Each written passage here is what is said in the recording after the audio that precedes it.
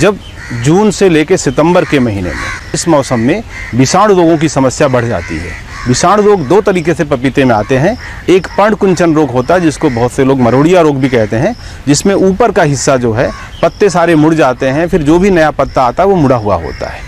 ये सामान्य रूप से सफ़ेद मक्खी द्वारा फैलाया जाता है। इनका प्रबंधन कैसे करें, उसके लिए हमें ये करना चाहिए कि खेत को जून से सितंबर के महीने में साफ़ सुथरा रखना चाहिए। किनारे किनारे खेत में पपीते की पौध जो व्यावसायिक खेती करते हैं, किनारे में वो कोई ना कोई ट्रैप क्रॉप लगाएं, जैसे ज्वार है, बाजरा है, मक्का है या बेबी कॉर्न है। जून से सितंबर के महीने में जब ह्यूमिडिटी बढ़ जाती है, उस समय हम नीम ऑयल का 3 मिलीलीटर मात्रा को 1 लीटर जल में घोल के छिड़काव करें 15 दिन के अंतराल पर। अगली बार हम इमिडियोक्लोरापिड जैसे रसायन का प्रयोग करते हैं, जिसकी 1 मिलीलीटर मात्रा 3 लीटर जल में घोलकर छिड़काव करें, और ये 15 से 20 दिन के अंतराल पे करें। अब हम आते हैं दूसरे विषाणु रोग की तरफ, जिसको कहते हैं पपाया रिंग स्पॉट वायरस, जो दुनिया में सबसे खतरनाक विषाणु रोग है और बहुत तेज़ी से फैलता है। इसको फैलाने वाला माहू है। हम जानते हैं कि माहू का 2 मौसम बहुत ही खतरनाक होता है। एक, जैसे हम अप्रैल के महीने में आते हैं, उस वक्त माहू की संख्या बहुत बढ़ जाती है।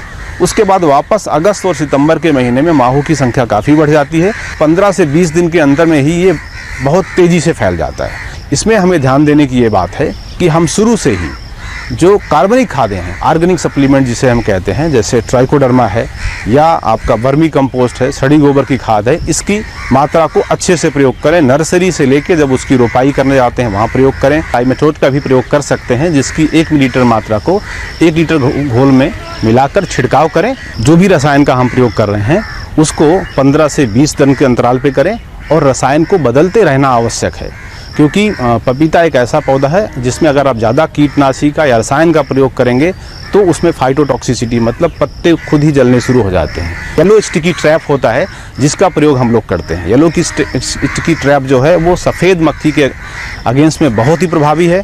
नेट हाउस, नर्सरी, इन सब क्षेत्रों में तो उसका प्रभाव 100% तक है। लेकिन बाहर में हम जब प्रयोग करें तो खुला वाला ना प्रयोग करें। एक शेप में आता, आकार में आता है, जिसमें वो सिर्फ अंदर के हिस्से में जाके कीट फंसते हैं, उनका प्रयोग करें। अब आते हैं हम तीसरी बीमारी की तरफ, जो अधिक पानी और अधिक तापक्रम के चलते होता है। ये फफूंद जनित रोग है।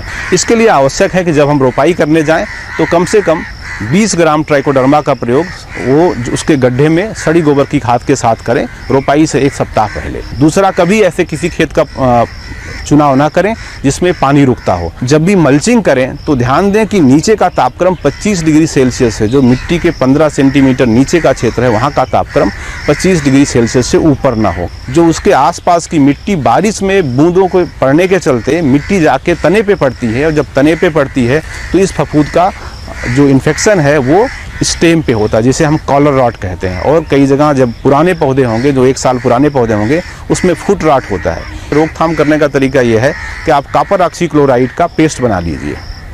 कॉपर ऑक्सीक्लोराइड का पेस्ट बना के तने का जो निचला हिस्सा है 15 सेंटीमीटर, या जहाँ जहाँ आपको दिखाई पड़ता है कि यहाँ पर समस्या आ रही है, उसके ऊपर उसका लेप लगा दें।